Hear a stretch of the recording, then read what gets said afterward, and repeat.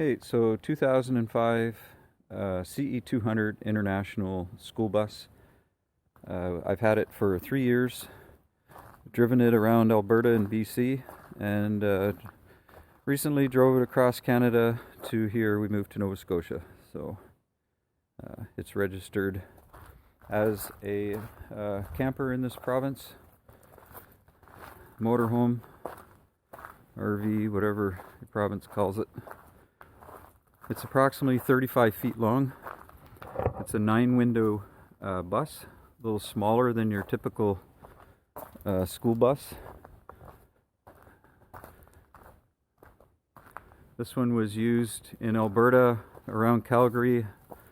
A union company transported employees to and from a mine site, is what I was told. So on the outside here, I've got my, this here is a vent. There's one on the other side as well for the battery box. For the battery box that contains 3 deep cycle batteries, marine batteries that I use with the solar system. And they're just constantly charged up with the panels up top. But anyway, there's the battery box. It's a sealed unit, and the other vent is on this side here, so air can keep that battery box vented. There's a little bit of storage in this side. I keep hoses, a little bit of storage on that side for the gray water, black water dump hoses, and some jacks for leveling the bus once you're sitting in a spot for camping. And yeah, so well, I'll leave that open.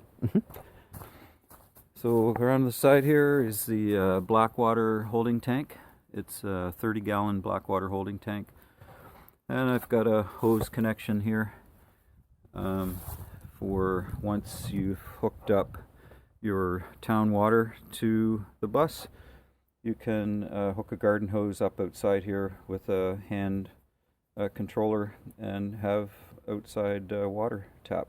And you can do the same thing with the, I've got 60 gallons of freshwater tanks underneath the bed. And there's a 12-volt DC pump that will pump up the pressure, and you can still use it while boondocking. So here's the gray water holding tank. Another 30 gallon tank with the clean out there. And there's my electrical plug-in.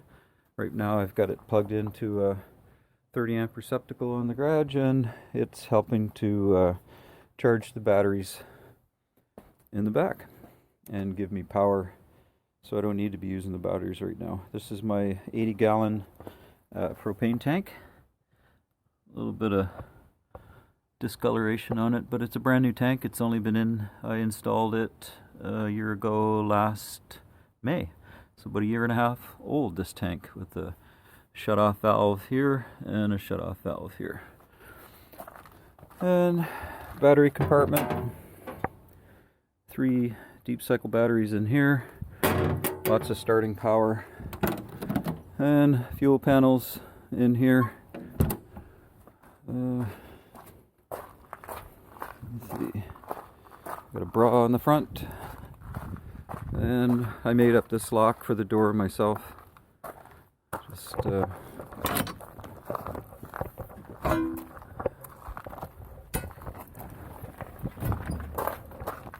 and it stores right in the side here,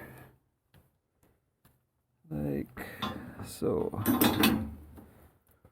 Okay, so outside here, it's our fill for diesel fuel, 200-liter tank, and here's my furnace, propane furnace, and propane hot water tank. These are also brand new appliances that were installed a year ago last May with everything else on the bus. It was all bought at the same time and installed at the same time. So vinyl planking for flooring. This space here, right now I have a pedestal mount table that goes in this area here, but it was kind of congested once the table's installed to walk around by it. So as a modification, I was going to move a small table with 2 seats up here and make the seats so that 2 passengers could sit in the 2 seats. So the driver's cockpit, I guess, typical bus looking thing, and the door is electric, open and close switch on here to control the doors. You got a fire extinguisher and a roadside, the triangle there with the reflector on it, and just a glove compartment in here with the papers and some fuses and some lights in there as well. Refrigerator, it's 12 volt DC, propane, and 115. So I can run it off the solar battery pack and the gas. If I'm boondocking and if I'm plugged in a park, I can run it off of 115.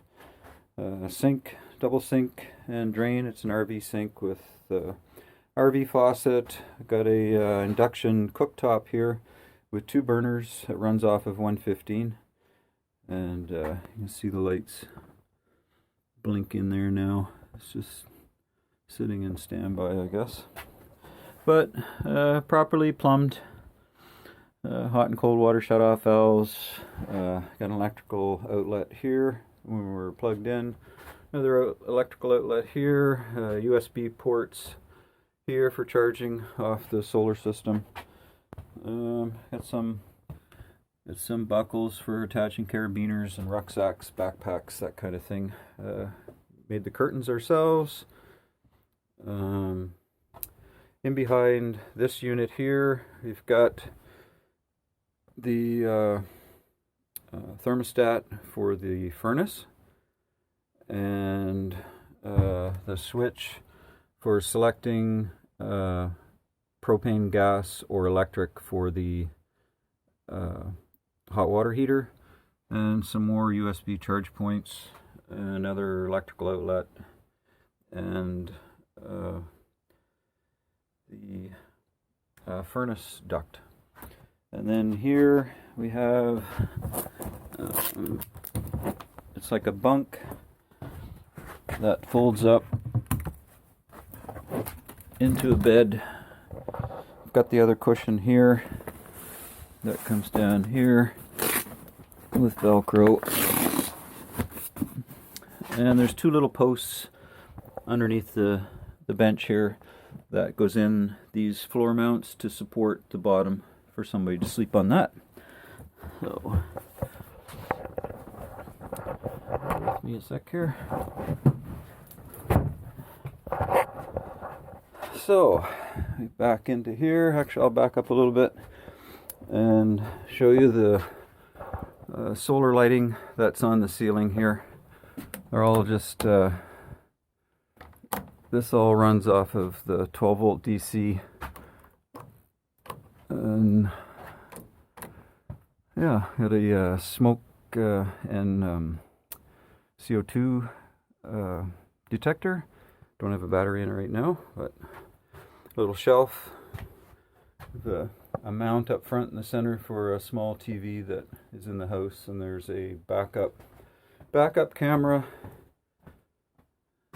here just to assist in backing up. We've got our hatch to the roof. We've got a shower here, got a light inside, but typical shower, big enough. Someone 6'1" or 2" could probably shower in here. Maybe taller if you don't mind bending over a little bit, but it's a good size, decent little shower. Hot and cold running water. Here, a little sink. That's the mirror from up front, from the old school bus mirror. Little towel rack. That's the original heater down here from the bus, so when I'm driving the bus I can still use this heater. It draws in here and blows hot air at the bottom. And little cubbies here for towels and clothes and whatever.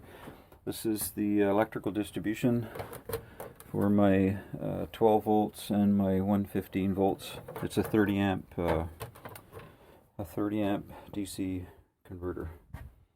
Yes. And toilet runs into, it's a flush toilet, runs off the freshwater holding tanks there. Got a light in here also, got an electrical outlet. I guess the plan was to put USB ports in there or something, but anyway, the electrical outlet in there. Got a emergency escape window in case you need it. And just a rack for whatever to hang in here. So yeah, that's the toilet. Another electrical outlet and another heater vent. And into the bedroom here, I've got a queen size bed. The mattress is in the house, so it doesn't get damp or anything like that. And the windows are all tinted with limo tint. You can see through it, like at night when the lights are on inside here, looking from outside, you can see people inside. So we've got blackout curtains here that we can close. Another emergency exit window, and of course the emergency exit back door. Makes it nice for camping on the beach or whatever. And a couple of shelves. So yeah, a mattress, queen size mattress would sit here. Underneath these panels here is the 12 volt water pump and two 30-gallon freshwater tanks connected together. And then the little bit of storage in the back with the battery compartment for the solar system. Yeah, so that's pretty much it in a nutshell. So, you know, queen size, little bedroom area, flush toilet, bathroom with vanity, with a shower, stand-up shower, and cubby for clothes. Yeah, and another heater vent back here. So it's nice and warm with the propane heat. And the table, I can put that in. This is another blackout curtain, but this here is just a tabletop that I've made myself. It's not an RV tabletop or anything. Under here is storage. Here's the small little stands I was telling you about for the bunk when that's being used. And over here are the poles for the table. So these are typical RV type of table mount posts you'd find, you know, on motorhomes, RVs, or camper trailers, and marine uses them also.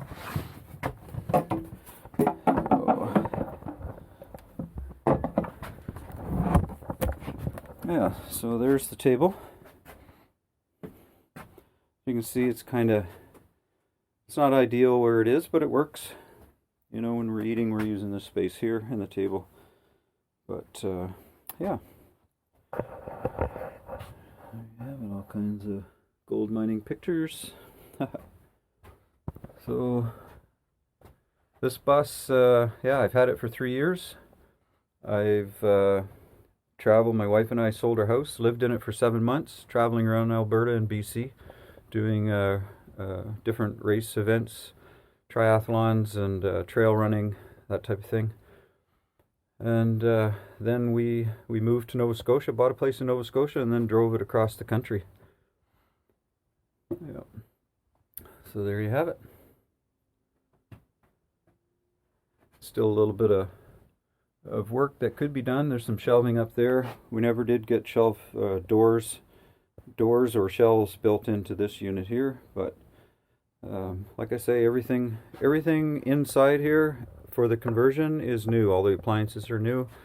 It was connected by a plumber, gas fitter, and yeah, so it's all good. There you have it.